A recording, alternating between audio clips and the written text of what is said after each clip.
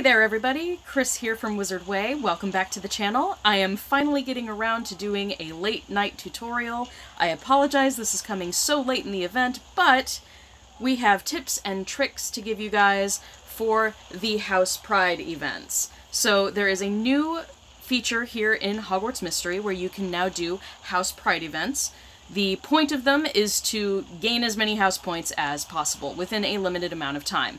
Now, as you can see over here, my timer is down to like 12 hours and a few minutes. So this is definitely later than I wish I had done this, but you do get about 7 days, maybe 8, in order to do these challenges. So there's plenty of time to complete them, and I will give you some tricks to help you along the way. So, like I said, the point is to get as many house points as possible in as short an amount of time as possible. And if you look up at the tabs here, you have the main tab, which is visible right now. It shows you what team you are pitted against. My team is Slytherin, so we are pitted against Hufflepuff. At the moment, Hufflepuff is winning. And they have been, quite honestly, for the entire event. If you look at the other tab right next to it, it shows you the breakdown of the various players that are on your team. Now, it will show you, and you will be outlined in white like I am there, Wizard Way Chris. But if you scroll over, you can see everybody who's on your team. You get 10 people on your team, and these are real people. I have seen people on Reddit, and I have seen people on Discord who actually know the other person that's on their team, and they've been able to change their styles as well as gain points and actually converse with each other, knowing how many they've gained and what changes they've made. These are actual people that you're playing with. So that's an update. It's definitely better than some of the other stuff that was going on, like the duels in Hogwarts Mystery, which they are other people's accounts, but it's managed by an AI. This is actually other people. So that's a step forward in the game. However, quick note, we don't know about the opposing team, because if you look back on the original tab, all we get is a basic point number. We don't actually get any information as far as who is in that team and what they are doing. So my theory is that the opposing team is probably still an AI, and they probably do this so that they will keep whatever the competition is competitive. Because you never know if the other players are just not going to be playing and you'll win super easily. So from various accounts, various other WooTubers that I have talked to, all of their races are pretty close, within about 100 points of each other. I think only one of them was really trouncing the other team. So I'm pretty sure that this is an AI element, but that makes it, in some ways, easy to combat. If you're regular about taking your classes and getting your points, you can probably beat the AI, especially when there are 10 of you working together. It just depends on your teammates, quite frankly. So, quick tip and trick. The easiest way to get house points is going to be taking classes, obviously. But the best way to do so is definitely to take 8-hour classes. Now, much like with the Crest challenges, the classes that are going to be the best for this are the ones that have the most 5 energy point tasks that you can take. So that's going to be Charms class for people who are in years 1 and 2, and then once you open up things like Care of Magical Creatures, which I believe is in year 4, that is actually the best source of the 5 energy task items within the classes. So that one will power you along a little bit faster, but for now, because I'm only in year 2, Charms class is the way to go. So basically you would go into Charms class just like normal, and you would choose... Make sure you are prepared. He's saying, make sure you're prepared. You would choose the 8-hour course. Now, I'm not going to do this currently because, as you can see down at my energy counter, I don't have enough energy to do this. So, I'm not going to currently start one, but I have been hitting these repeatedly, and that is definitely the best way to get points faster. You get more bang for your buck as far as getting points within a certain number of hours. If you're able to stay on top of the 8-hour classes, you can usually finish them within 3.5 to 4 hours.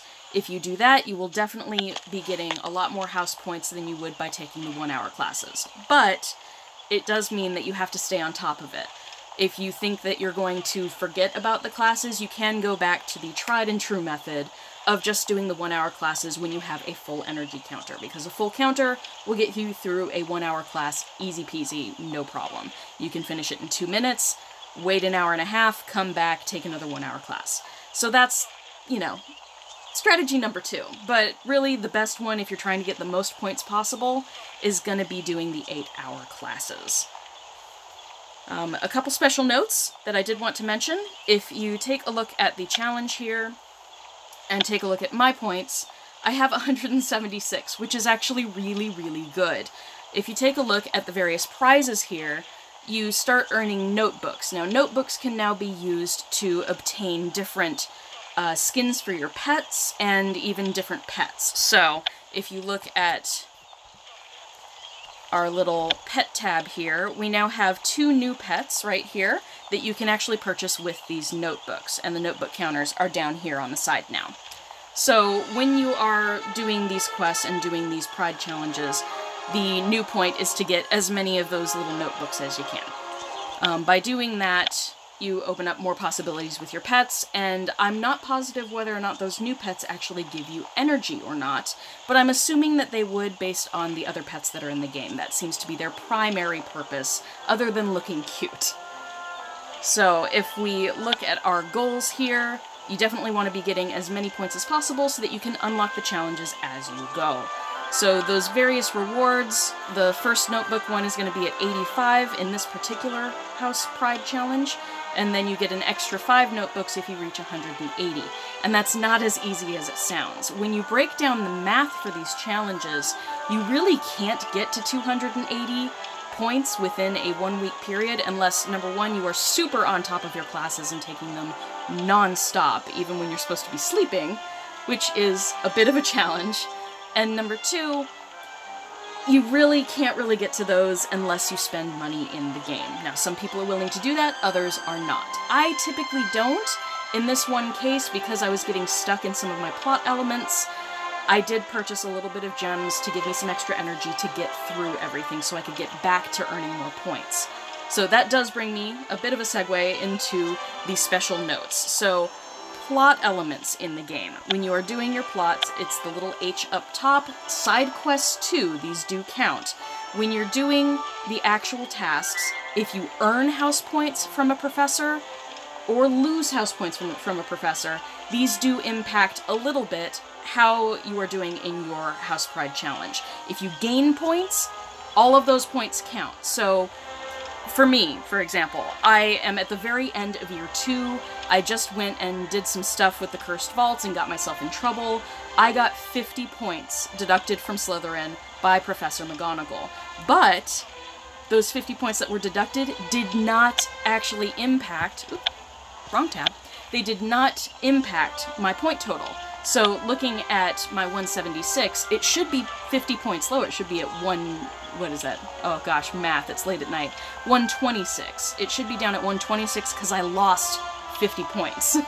But when you lose points, it doesn't count. When you gain points, it does count. So because, small spoiler alert, because after you get deducted those 50 points, you go and speak to Dumbledore and he actually gives you 50 points back, I actually gained 50 points in the actual House Pride Challenge without losing those 50 points. So that really bumped me up by quite a lot in this. So if you know that you're coming to the end of a year, and you know that there's going to be some plot element that's going to gift you a lot of house points, that's definitely something to try and schedule in these events. Because if you do that, you're definitely going to be getting quite a bump in your house points. That's the only reason I'm going to be getting that 180 reward there. So, if you're able to, definitely try and plan when you're advancing your plot. If you already know the plot, if you have spoiled yourself on the plot, or if you simply know that you are going to be nearing the end of a year, typically you gain some house points near the end of a year, so if you plan that, it'll give you a bump for your House Pride Challenge. Just do it within the 7 to 8 days that they give you for the challenge, and you're golden. So that's what I did, and I was really, really lucky that deductions do not count. So when you gain points, it counts. When a professor deducts points because you've been naughty, it doesn't count. So you can continue with your plot elements while you're doing the House Pride challenges, and it will actually help you. So hopefully that's a quick tip and trick to help you guys with these challenges. I know there's only a few hours left on this, but I will try and get it up on the internet just so everybody can be prepared for the next house challenge, because I'm sure there will be more. This is an easy way for Jam City and Hogwarts Mystery to encourage people to spend money in the game, but also showing that they are actually trying to give us a little bit of content where we are interacting with actual players. So, it's a step forward, and it's a good one, but you really are stuck with whatever team you're given, and some people won't contribute at all, and then you're just going to have to go for these individual prizes down at the bottom. If you're going for the big prize, which is basically this snazzy little outfit here, you are going to have to be working as a team. So, hopefully this has been helpful. I hope everybody enjoys the House Pride challenges, and I'm really curious to know, what team are you and what team were you pitted against? I'm curious to see if there's a pattern at all, or if everything is just randomly chosen. It might add to my suspicion that the opposing team is just an AI. So definitely comment down below, let me know what team you're on and what team you're battling against for the House Pride Challenge. And by the time this gets up on the internet, it'll probably be the end of the challenge, so tell me how you did. What were the house points for your team? What were the house points for the other team? And did people on your team actually contribute? Or did they just sort of slack off a bit? Luckily, my team has been pretty active. There's nobody under 50 points, so everybody's been trying something, and there are several of us over 100, so we've been trying. Hufflepuff has just been trying harder, or the AI has it stacked against us. So, hope you guys enjoyed this video, quick tutorial, and everybody enjoy the House Pride Challenge. Until I see you next, you guys take care, and Nox.